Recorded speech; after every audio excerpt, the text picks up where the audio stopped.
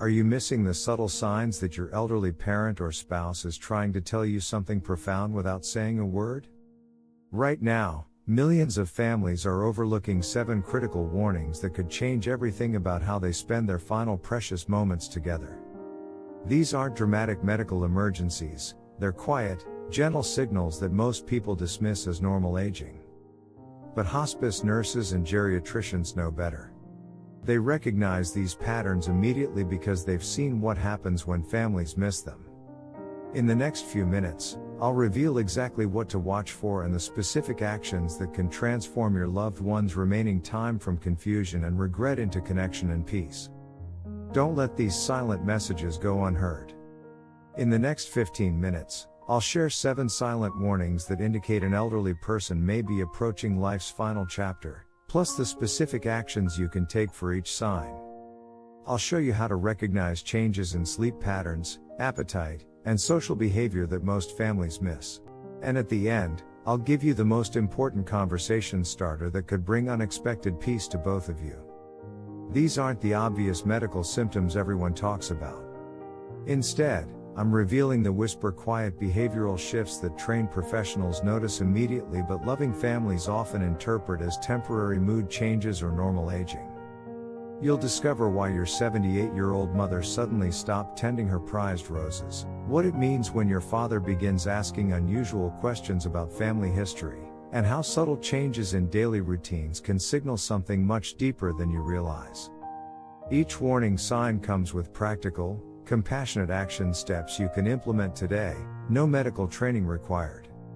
I'll explain exactly when to be concerned versus when to simply provide gentle support, and how to create meaningful moments during this sacred time. By the end of this video, you'll have the confidence to recognize these precious signals and respond with love instead of panic. Before we begin, please hit that like button if you want to help other families recognize these important signs, and subscribe for more compassionate guidance on life's most challenging transitions. Your engagement helps this life-saving information reach the families who need it most. Now, let's start with the first silent warning that 90% of adult children completely miss. The first silent warning is dramatic sleep pattern changes, and I'm not talking about your loved one sleeping an extra hour or 2. I'm talking about profound shifts that seem to happen almost overnight. Let me tell you about 76-year-old Florence, a retired teacher who had maintained the same sleep schedule for decades, to bed at 10 p.m., up at 6 a.m. like clockwork. Her daughter Linda noticed Florence was sleeping until noon, then napping for hours in the afternoon. Within 3 weeks, Florence was sleeping 14 hours a day. Linda kept thinking, Mom's just tired from her medication changes, but this wasn't about medications. But here's what most families don't realize about increased sleeping: it's often the body's natural way of conserving energy for what matters most. When our systems begin to slow down, sleep becomes a form of healing and preparation. The body instinctively knows to preserve strength for essential functions. However, not all sleep changes are concerning. Normal aging might mean sleeping 30 minutes longer or needing an afternoon rest. But when sleep increases by 4 to 6 hours daily, when your loved one becomes difficult to wake, or when they seem confused upon waking, these are significant indicators worth your attention. Here's what you can do right now. First, track their sleep patterns for 1 week. Note bedtime, wake time, and nap duration. Second, ensure their sleeping environment is comfortable, soft pillows, appropriate room temperature, and minimal disruptions. Third, don't fight the increased sleep need, but do maintain gentle daily routines during their awake hours. Most importantly, use their alert moments wisely. When Florence was awake, Linda learned to have their most meaningful conversations then, rather than trying to keep her mother awake longer. Quality time became more valuable than quantity. If your loved one is sleeping 12+ hours daily, seems lethargic when awake, or has trouble staying conscious during conversations, consult their healthcare provider. But remember, increased sleep isn't always a medical emergency, sometimes it's the body's wisdom at work. Pay attention to this next sign: It's the one I see most often in my practice, and it breaks families' hearts because they think they've done something wrong. The second silent warning is when your loved one suddenly loses interest in their lifelong passions, activities that once defined who they were. Let me share Howard's story. At 89, this retired journalist had read 3 newspapers every single morning for 60 years. His kitchen table was always covered with clippings about politics, sports, and local events. His family joked that Howard knew more about current events than CNN anchors. Then one Tuesday, his son noticed the newspapers piling up, untouched. When asked, Howard simply said, "I just don't feel like reading today." That today stretched into weeks, then months. This next part is crucial if you've noticed withdrawal. It's not about depression or giving up. When someone approaches life's end, their focus naturally shifts inward. External events that once felt urgent become less important than internal reflection and peacemaking. Howard wasn't losing his mind, he was prioritizing differently. Here's how to respond with wisdom. First, don't force re-engagement. Pushing Howard to read newspapers would have created stress, not joy. Instead, honor their choice while staying connected. Second, ask gentle questions about their memories related to that passion.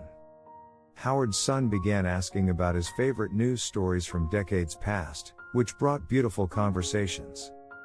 Third, offer modified versions if they show interest, perhaps reading headlines aloud or sharing one interesting story.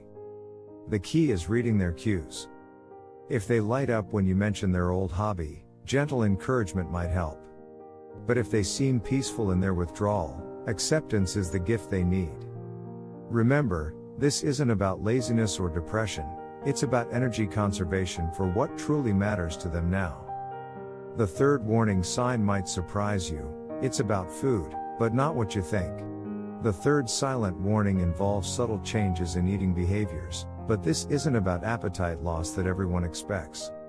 It's about the ritual and meaning behind food changing completely.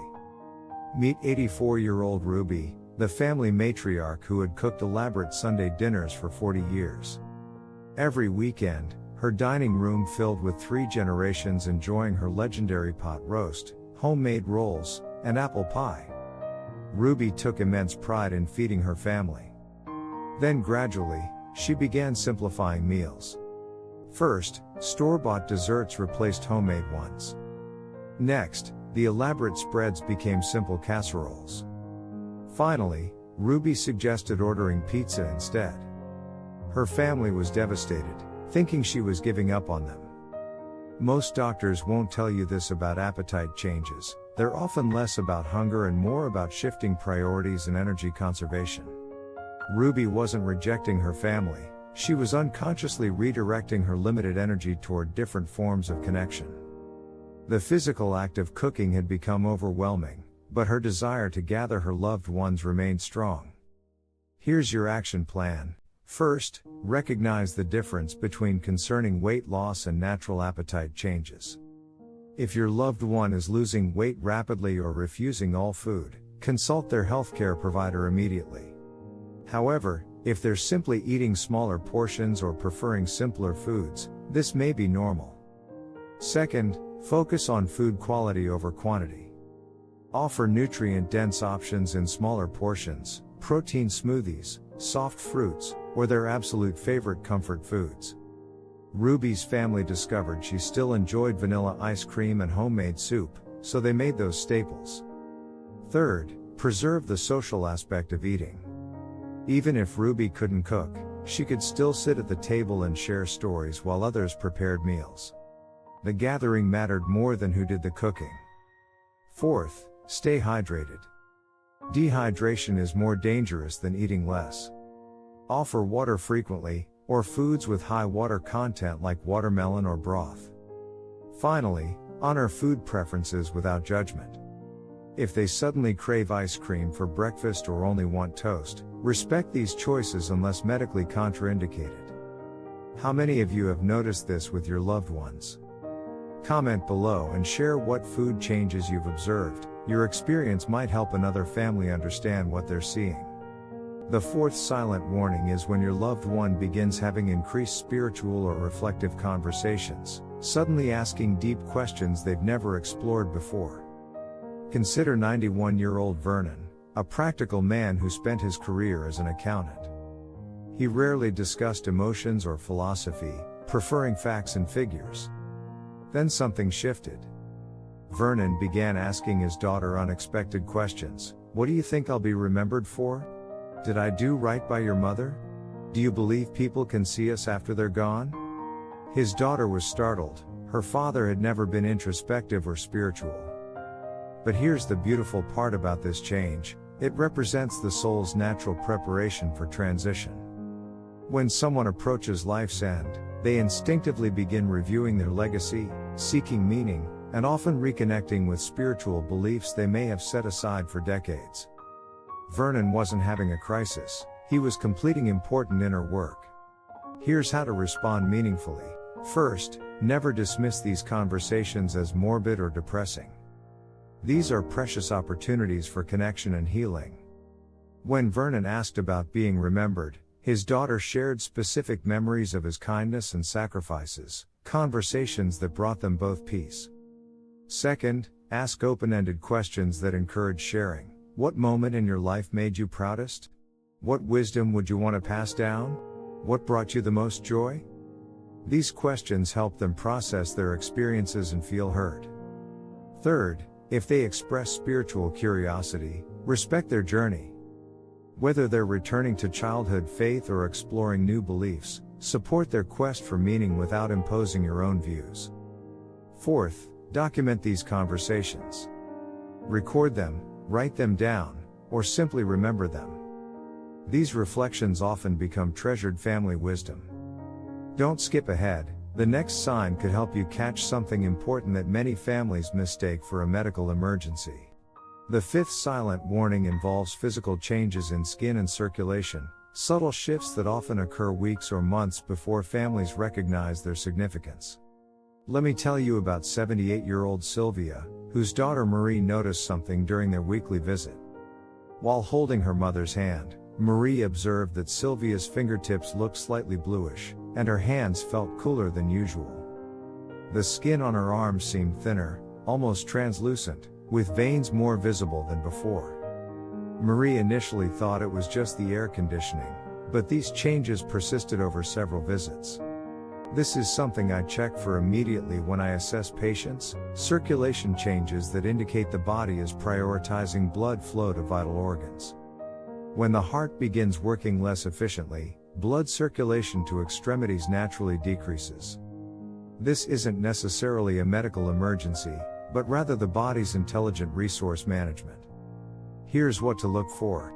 First, observe skin color changes, particularly in fingertips, toes, or around the mouth area. A slight blue or purple tint, called cyanosis, may appear. Second, notice temperature differences. Hands and feet may feel consistently cooler. Third, check for skin changes like increased thinness, bruising more easily, or a waxy appearance. Your action steps: keep extremities warm with soft blankets or socks, but avoid heating pads which can cause burns on sensitive skin. Gentle massage can improve circulation and provide comfort. Monitor for sudden changes. If the blue coloring appears rapidly or spreads significantly, contact their healthcare provider immediately. However, gradual changes over weeks are often normal progression. The key is distinguishing between acute medical issues requiring immediate attention versus natural body changes that need gentle management. Pause the video and gently check your loved one's hands right now. Notice their temperature, color, and how the skin feels. This simple observation could help you recognize important changes early. The sixth silent warning involves changes in breathing patterns, alterations so subtle that families often attribute them to seasonal allergies or temporary congestion. Let me share Raymond's story. This 85-year-old retired mechanic had always been a quiet sleeper, but his son David began noticing something different during Raymond's afternoon naps.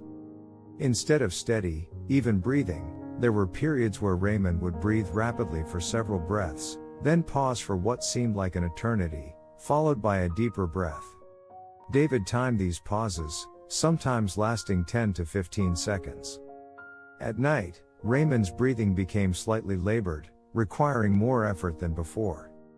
Most family members miss this because it's so gradual. Breathing changes often develop over weeks or months, making them nearly invisible to daily observers. The body's respiratory system naturally adjusts as overall function declines, but these adjustments follow predictable patterns that trained professionals recognize immediately. Here's how to distinguish normal from concerning changes. Normal age-related breathing might include slightly slower respiratory rates or needing extra time to catch breath after mild exertion. However, concerning patterns include irregular spacing between breaths, periods of rapid shallow breathing followed by long pauses, persistent labored breathing at rest, or breathing that sounds wet or congested without illness. Your comfort action steps. First, elevate their head and shoulders with extra pillows to ease breathing. This simple position change can provide significant relief. Second, ensure good air circulation in their room without creating drafts that might cause discomfort. Third, maintain a calm presence during breathing irregularities. Your anxiety can increase theirs, while your peaceful demeanor provides reassurance. Fourth, learn the difference between distressing breathing that requires immediate medical attention versus natural pattern changes. If breathing becomes severely labored, if they cannot speak due to breathlessness, or if their lips turn blue, seek emergency care. However, irregular patterns during sleep or rest periods often represent natural adjustments. Fifth, consider a small fan for gentle air movement, which many people find comforting. The sound can also be soothing and help mask any breathing irregularities that might cause anxiety. Remember, breathing changes don't always indicate immediate crisis.